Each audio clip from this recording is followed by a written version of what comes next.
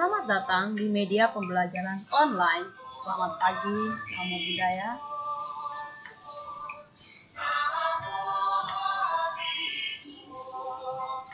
Kali ini materi kita di pertemuan part 11 tentang Tuhan dalam agama Buddha.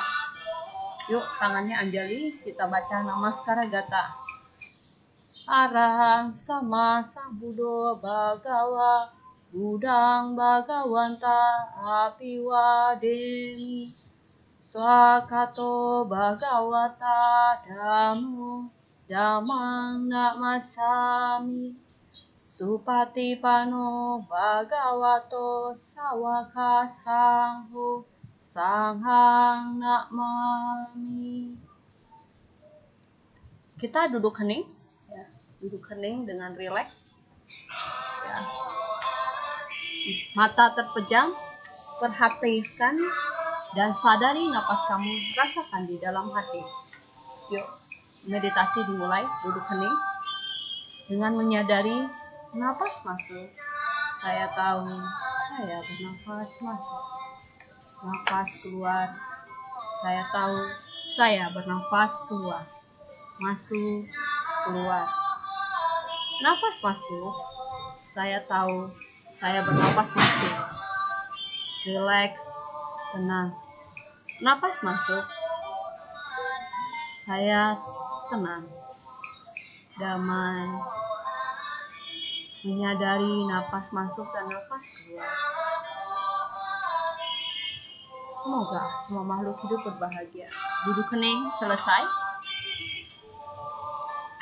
Materi tangannya kita anjali sebelum kita bahas materi.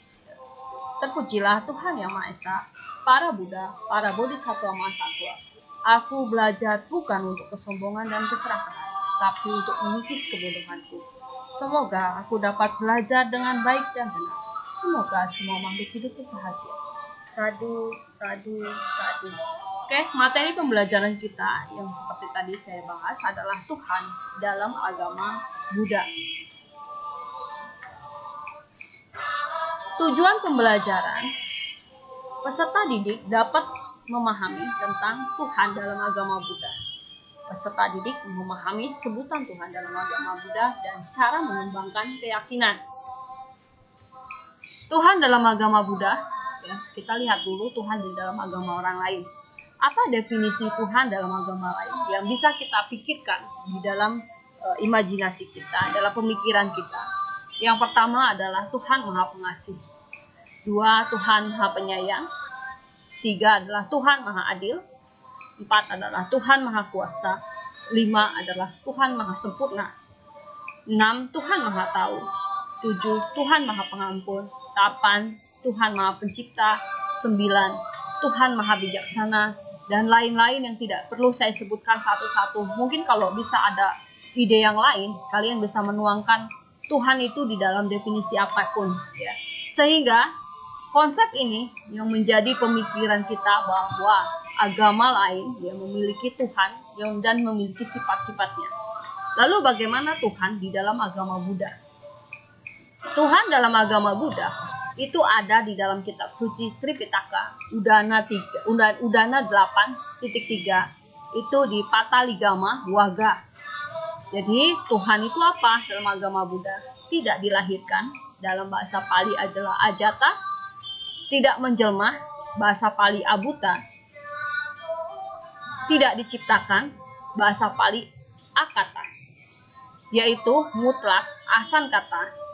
Jadi Tuhan dipahami dalam agama Buddha adalah sesuatu yang mutlak, yang tidak dapat didefinisikan dalam bentuk apapun, bahkan tidak dapat dipersonifikasikan. Apa sih itu dipersonifikasikan? Diwujudkan dalam bentuk manusia. Jadi Tuhan kalau sudah didefinisikan mutlak, itulah tidak dapat didefinisikan apapun. Sehingga ada pertanyaan bahwa kalau agama Buddha Tuhannya nggak ada. Kalau Konghucu Tuhannya ada, yaitu Tien. Jadi ada atau tidak ada, kita tidak dapat menggambarkan apa itu Tuhan. Kalaupun Tien ada, ya, Tuhannya seperti apa? Kita juga tidak bisa mendefinisikan apapun. Jadi konsepnya bahwa intinya dalam agama Buddha adalah Tuhan itu mutlak, ya, tidak dapat didefinisikan dalam bentuk apapun. Next.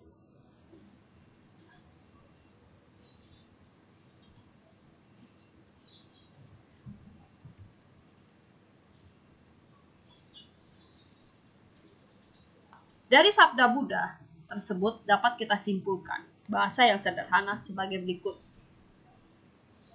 Buddha menjelaskan kepada para biku bahwa ada yang mutlak yang sering kita sebut Tuhan, ya, kemungkinan kita akan bebas dari penderitaan.